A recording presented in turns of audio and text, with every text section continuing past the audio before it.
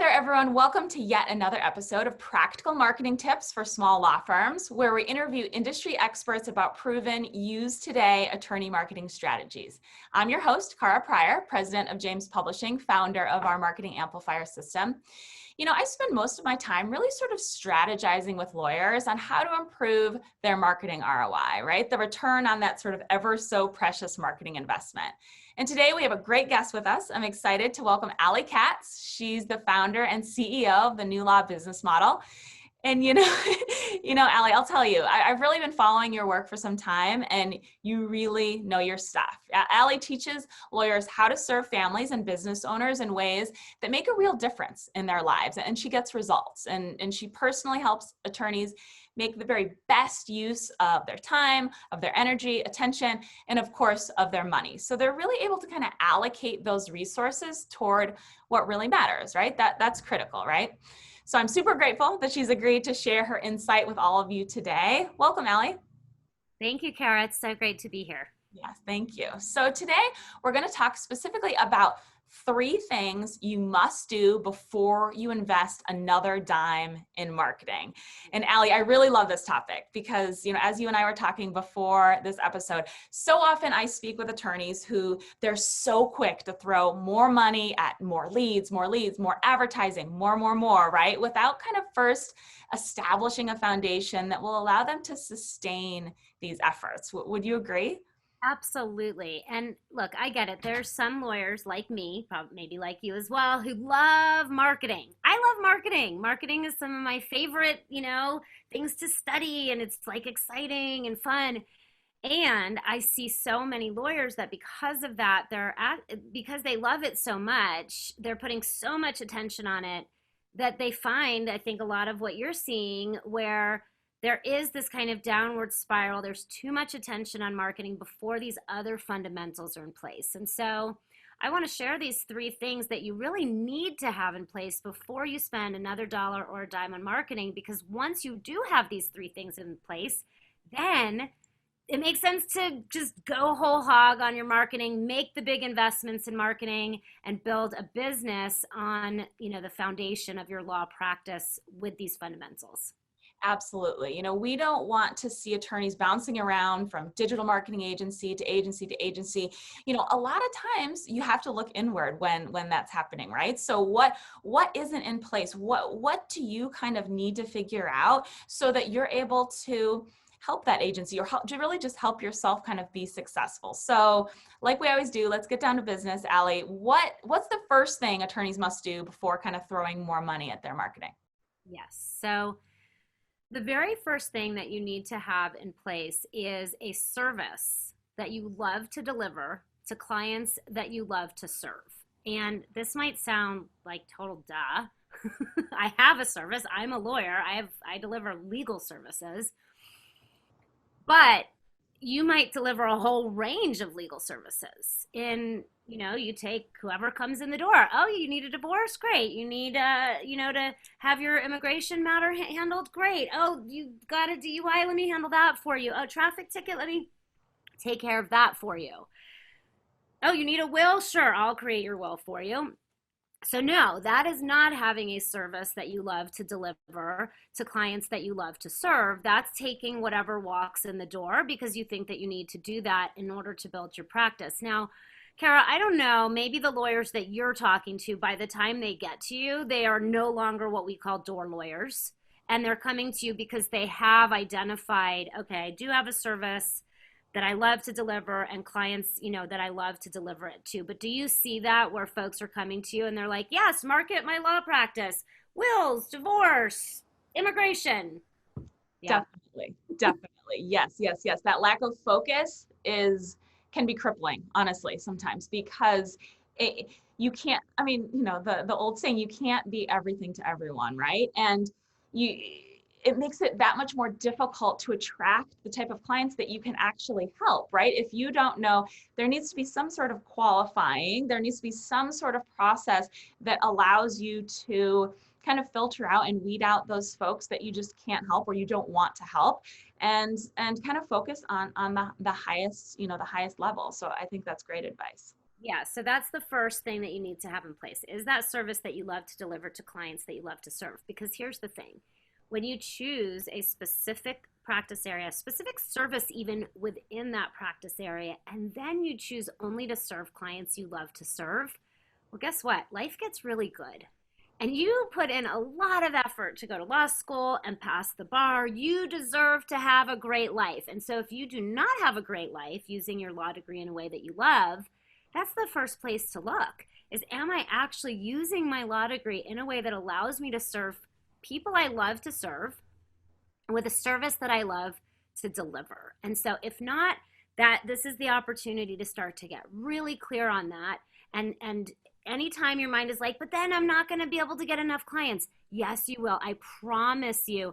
My mind told me the exact same thing, because when I first faced this, many years ago, as I was building my own law practice, the service that I wanted to deliver back then to clients that I loved to serve was, I wanted to serve families with young children, with estate planning. And every lawyer I talked to about it said, you're going to starve. No families with young children want to think about or talk about estate planning, and they certainly don't want to pay for estate planning. They're too far away from death. They don't have the money. They gave me the litany of reasons. And I was like, I don't know. I think they might be wrong. I think they might be missing something. I'm a mom. I think there's something here. Well, I went and built an entire new industry, actually, within our industry. I invented this whole focus and service where families with young children were then paying me $3,000 to $5,000 each per estate plan.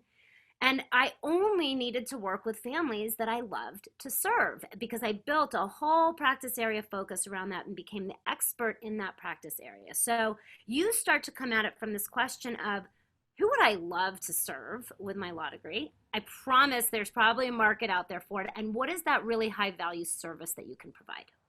I love that. So Ali, what was kind of the first step? How did you make that first step toward really kind of creating that niche for yourself? I'm curious. That's such an interesting story. Well, first of all, I realized there was a problem. And you can read about that problem in the book I wrote back in 2008. It's so due for an update. It's called Wear Clean Underwear. And it's called that because, your mom always told you to wear clean underwear in case you're in an accident. Well, once you're a parent, wearing clean underwear alone is no longer enough. There's important legal planning steps to take. And so it is the best-selling book on legal planning for families. And we will have an updated version coming out. In fact, maybe you and I should talk about that after this, Kara. Yeah. Yes. So that book, if you read that book, what you'll see is that I identified a major hole in the way that lawyers were planning for families with young children that actually would result in the kids being taken into the care of strangers if something happened to their parents, even if they did estate planning with a lawyer who didn't know how to serve families.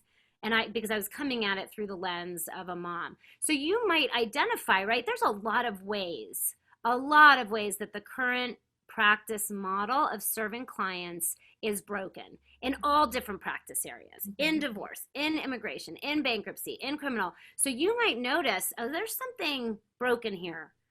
I can make a shift, or maybe you have already made a shift, but now you can start educating your community about that shift. And you could maybe even create a whole new practice model, a whole new, industry or new way of serving people as well. And that actually, what it will take in order for you to do that is actually the second thing that you need to have in place before you spend another dime or dollar on your marketing, which is an effective intake and engagement structure. So, you could work with Kara and get your phone ringing all day long, and then people don't come in and hire you. So great, your marketing is working, but then you're not able to get paid. And then you end up going broke because you put all this money into marketing that you got working, but your intake and engagement structure was broken.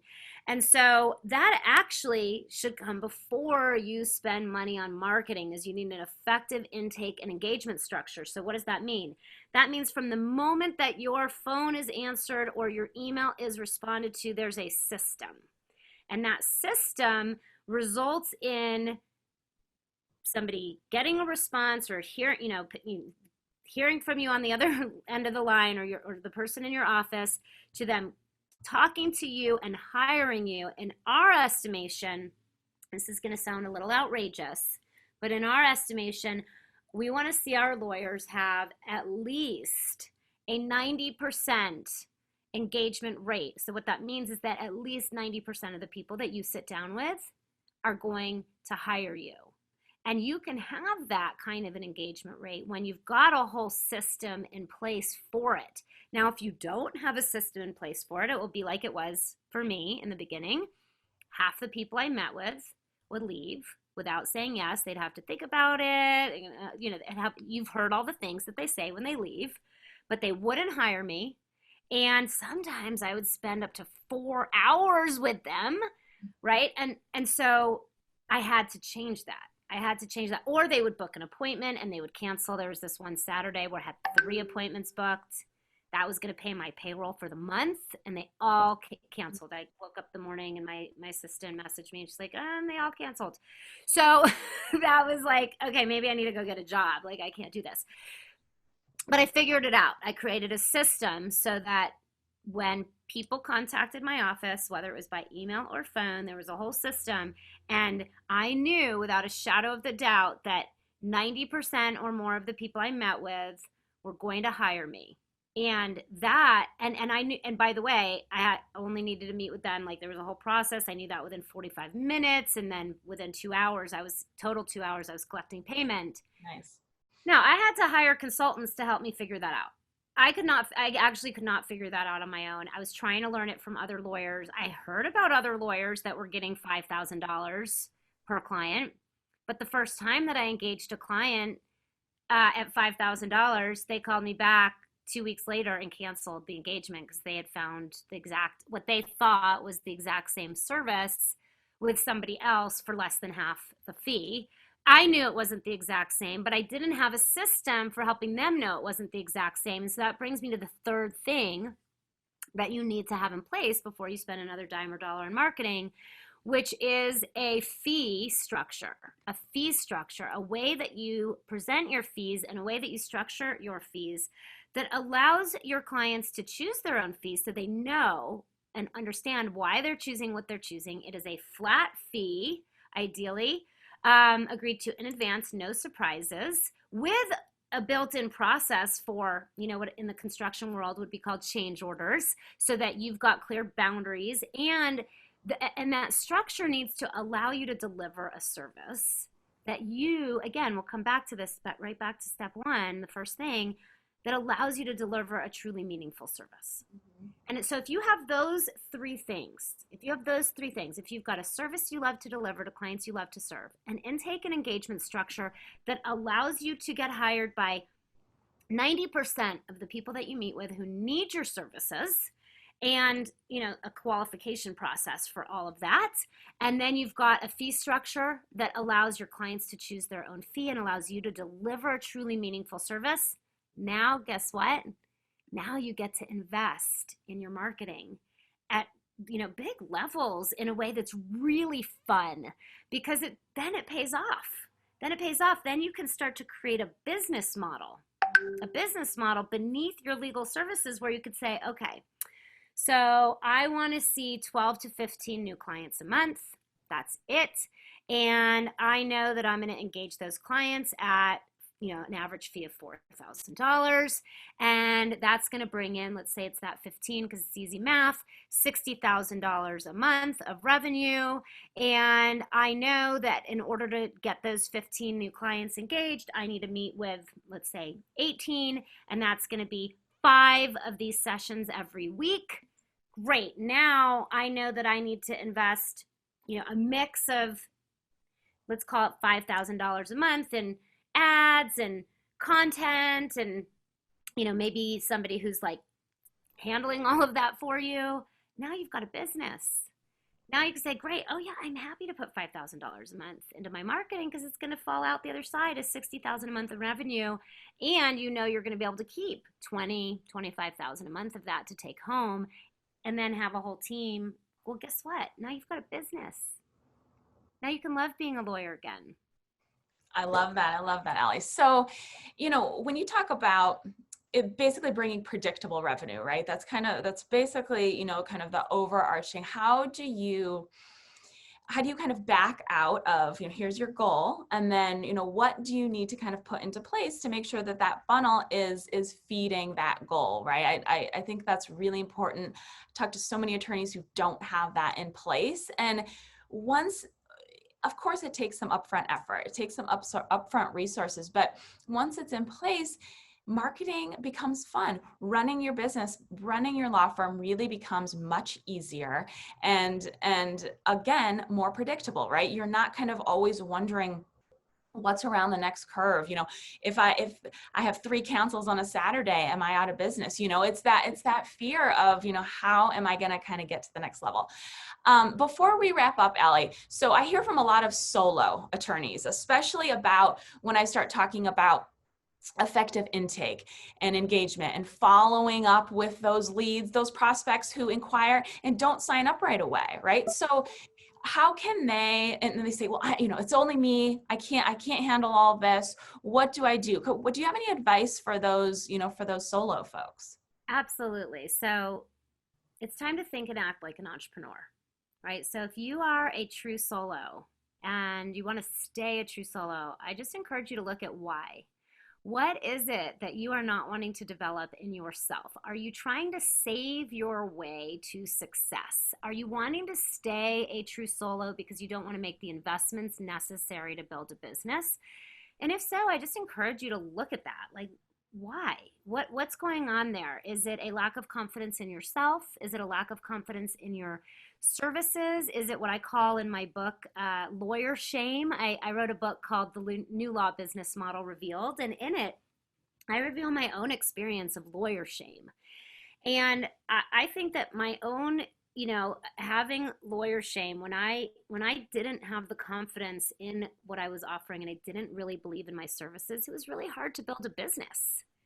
And so I think that a lot of true solos, get stuck in these various places where we come out of law school, we think we're not really going to have to invest in our practice. Like, I already paid all that money for law school. What do you mean I have to invest in building a business? I'm just going to generate out of revenue. But you can't actually do that, especially if you don't have an effective intake and engagement structure and an ability to follow up with your leads. So we believe that there's 6 systems. Let me scratch that. It's not even we believe. I know that there are 6 systems to build a successful law practice because I had to step by step systematically learn how to build these systems by learning how to think and act like an entrepreneur. None of which, by the way, came naturally to me.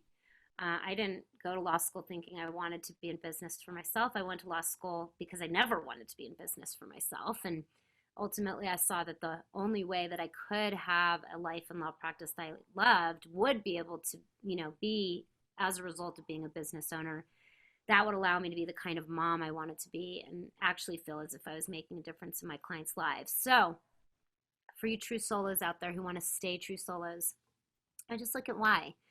Like, what is keeping you from making that next investment in either getting your technology systems set up so that your technology can be doing the follow-up for you, or from building a team? And my guess is it is some combination of not having a service that you truly love to deliver that is systematizable, or not really understanding the financials of your law practice. And in fact, I'm about to go into the studio on Tuesday to record a whole video series on these 6 systems, and that will give lawyers this cash flow forecasting model I created that took me many years to create and figure out because numbers didn't come easily to me.